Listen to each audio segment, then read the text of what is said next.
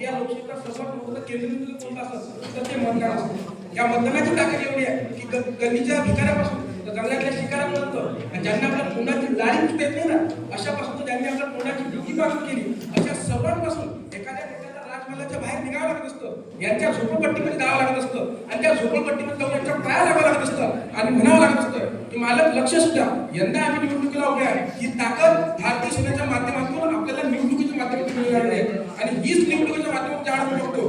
कदाचित आपल्या देशामध्ये इंग्लंड सारखी कोणती राजकारणाला येत नाही. आपल्या देशामध्ये अमेरिकेसारखी कोणतं शासन पद्धती नसणार. आपल्या देशामध्ये नॉर्थ कोरियासारखा कोणता संकी तानाशाही जन्माला येत नाही. आपल्या देशामध्ये अफगाणसारखा कोणत्या तालिबानी आपल्या जन्माला येत नाही. तर आपल्या देशामध्ये राजा राणीच्या पोटातून जन्माला येत नाही तर राजा हा मतपेढीतून जन्माला येतो.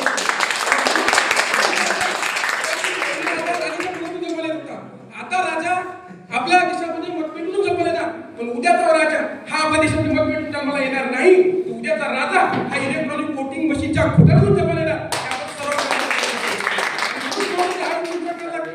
खरंच या देशाचे मतदान हे पारदर्शक होतं का त्यावेळेला असा प्रश्न पडायला लागतो की आमच्या देशामध्ये मतदान जे निवडणूक पारदर्शकतेच्या ज्यावेळेस चर्चा होते त्यावेळेस सर्वात पहिला जोरात असते फेअर आणि ट्रान्सपरन्सी इलेक्शन तर निवडणूक आयोग असते.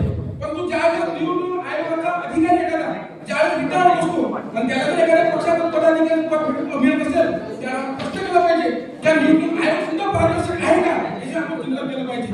एवढंच नाही ज्यावेळेस फेअर आणि फेअर ज्यावेळेस इलेक्शन घेत असतात त्यावेळेस आपण त्याच्यात चिंतन केलं पाहिजे.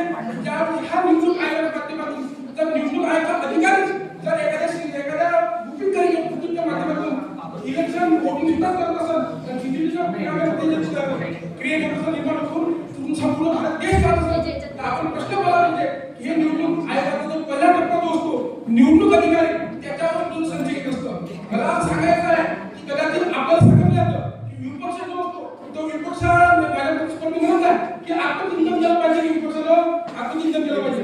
मोठे कदाचित विपक्षाला आत्मचिंतन केलंही पाहिजे बरोबरही आहे परंतु विपक्षाने मांडलेले प्रश्न काय या ठिकाणी सुद्धा किंवा निवडणूक आयोग होऊ शकतं का हा सुद्धा चिंतनाचा प्रश्न आहे. जर एखादा विपक्ष कॉन्फरन्स म्हणत असेल की 50 उमेदवार आणि 50 एका घरातील 50 लोक येत असतात आणि मतदान झाली नाही करत असेल तर आम्ही तुमच्या निवडणुकीत पारदर्शक होतो का याचा सुद्धा चिंतन करणं आपल्याला गरजेचं आहे. आणि म्हणून महोदय हे इलेक्ट्रॉनिक मशीन विशाल इलेक्ट्रॉनिक वोटिंग मशीनचा नसून आमच्या देशाची निवडणूक आयोग पूर्ण निवडणूक जे यंत्रणा तीच पारदर्शक आहे का हे आपण प्रश्न पडला पाहिजे. म्हणजे इलेक्ट्रॉनिक वोटिंग मशीनच्या माध्यमातून ज्या देशामध्ये इलेक्ट्रॉनिक वोटिंग मशीनचा जन्म झाला त्या देशातले लोक इलेक्ट्रॉनिक वोटिंग मशीन वापरत नाही.